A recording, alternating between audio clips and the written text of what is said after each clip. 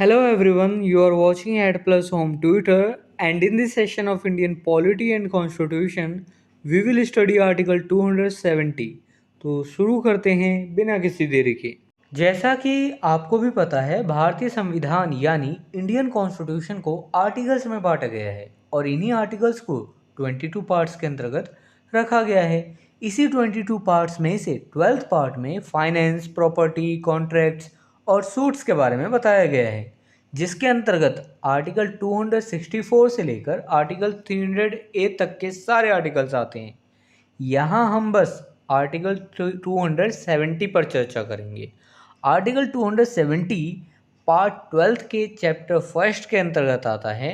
Chapter first में finance के बारे में बताया गया है। यहाँ मैं पहले कंटेंट को इंग्लिश में रीड करूँगा, फिर उसकी मीनिंग आपको हिंदी में समझाऊंगा ताकि आपको कंसेप्ट ज़्यादा से ज़्यादा समझ आ सके।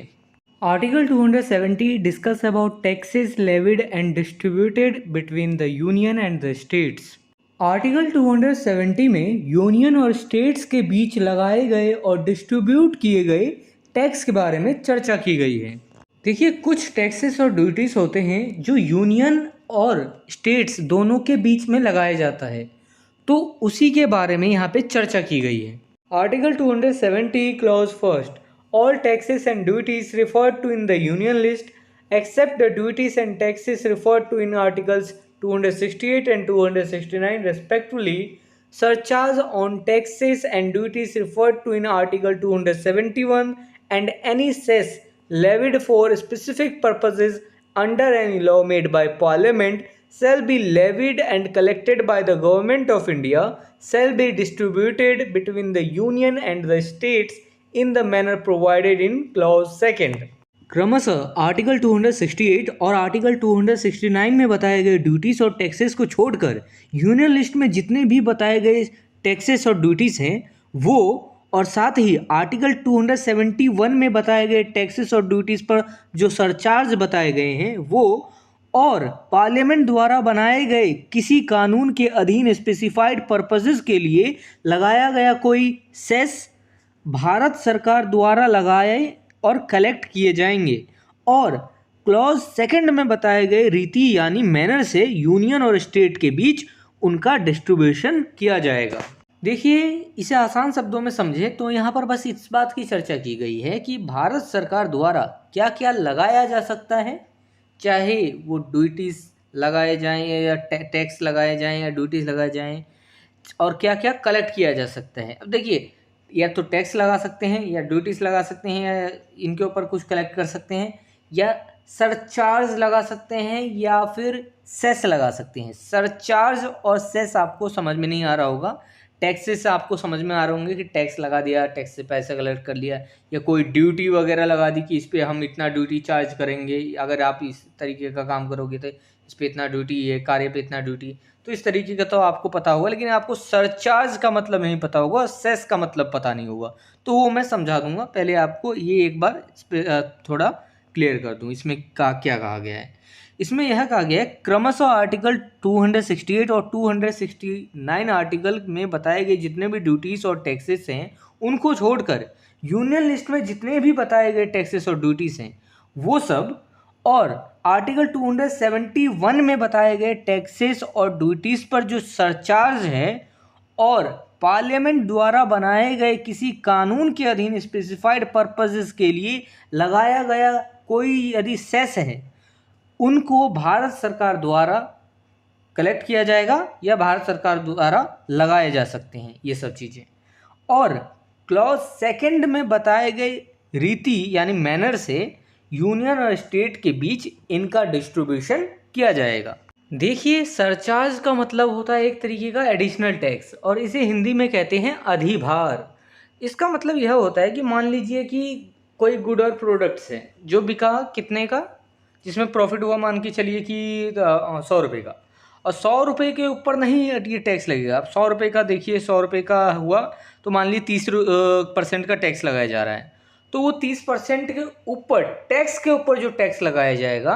अब 30% के ऊपर जो 10% का अगर टैक्स लगा दिया गया तो वो 3 हो गया, तो 30 में 3 ऐड हो गया तो वो 33 हो गया। तो वो जो 3 परसेंट है वो हो गया है यहाँ पे अधिभार सरचार्ज, मतलब जो टैक्स के ऊपर जो टैक्स लगा है वो होता है सरचार्ज। अब बात कर लेते हैं CSS सेस का। देखिए सेस बेसिकली यह होता है कि एक तरीका का, यह भी एक एडिशनल टैक्स है जो टैक्स के ऊपर लगता है। ये किसी गुड और प्रोडक्ट के ऊपर नहीं लगता है, ये टैक्स के ऊपर टैक्स लगता है। अब ये किसी स्पेसिफिक पर्पस को फिल करने के लिए लगता है, गवर्नमेंट के द्वारा लगाया जाता है, और जब तक वह स्पेसिफिक पर्पस पूरा नहीं हो जाता तब तक यह टैक्स लगाया जाता रहेगा। जैसे ही वह स्पेसिफिक पर्पस पूरा हो जाएगा तो ये टैक्स भी हटा दिया जाएगा। तो यही करता है cess. Article 270 clause 2 such percentage as may be prescribed of the net proceeds of any such tax or duty in any financial year shall not form part of the consolidated fund of India but shall be assigned to the states within which that tax or duty is leviable in that year and shall be distributed among those states in such manner and from such time as may be prescribed in the manner provided in clause 3। किसी financial year में clause first में बताए गए किसी ऐसे tax या duty के net proceeds का ऐसा परसेंटेज जो भी प्रेस्क्राइब किया जाए, प्रेस्क्राइब किसके द्वारा किया जाए, कितना किया जाए, ये हम क्लॉज 3 में पढ़ेंगे। जो कि प्रेस्क्राइब किया जाए भारत के कंसोलिडेटेड फंड का पार्ट नहीं होगा, किंतु उन राज्यों को सौंप दिया जाएगा जिनके भीतर वह टैक्स या ड्यूटी उस ईयर में लगाए गए हैं, और उन राज्यों के बीच ऐसे मैनर से और ऐसे समय से डिस्ट्रीब्यूट किया जाएगा जैसा क्लॉज 3 में बताए गए रीति यानी मैनर से प्रिस्क्राइब किया जाए।